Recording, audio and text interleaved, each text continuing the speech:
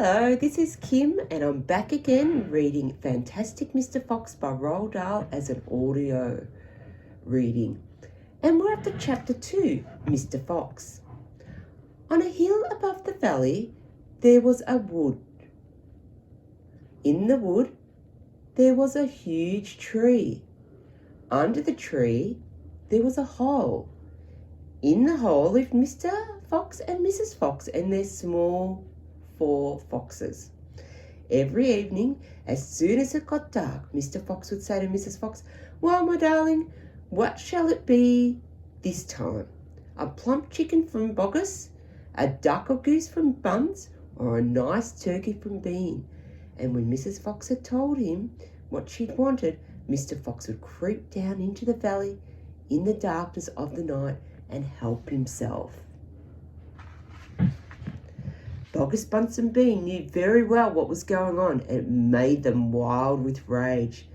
They were not men who liked to give anything away, lest did they like anything to be stolen from them. So every night each of them would take his shotgun and hide in a dark place somewhere on his own farm, hoping to catch the robber.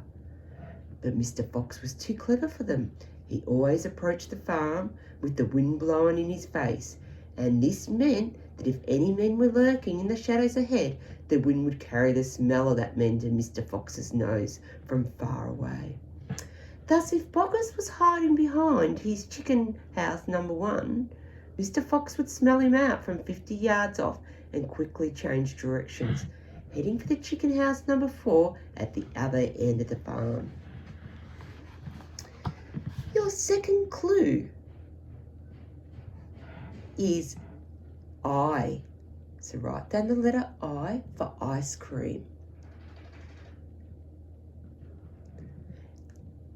"Dang and blast that lousy beast," cried Boggis. "I'd like to rip his guts out," said Bunce. "He must be killed," cried Bean. "But how?" said Boggis. "How on earth can we catch the blighter?" Bean picked his nose delicately with his long finger. "I have a plan," he said.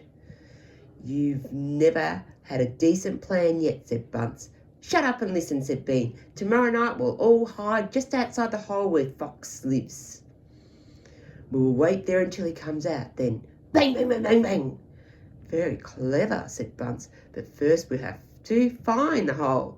"My dear Bunce, I've already found it," said the crafty Bean. "It's up in the wood on the hill.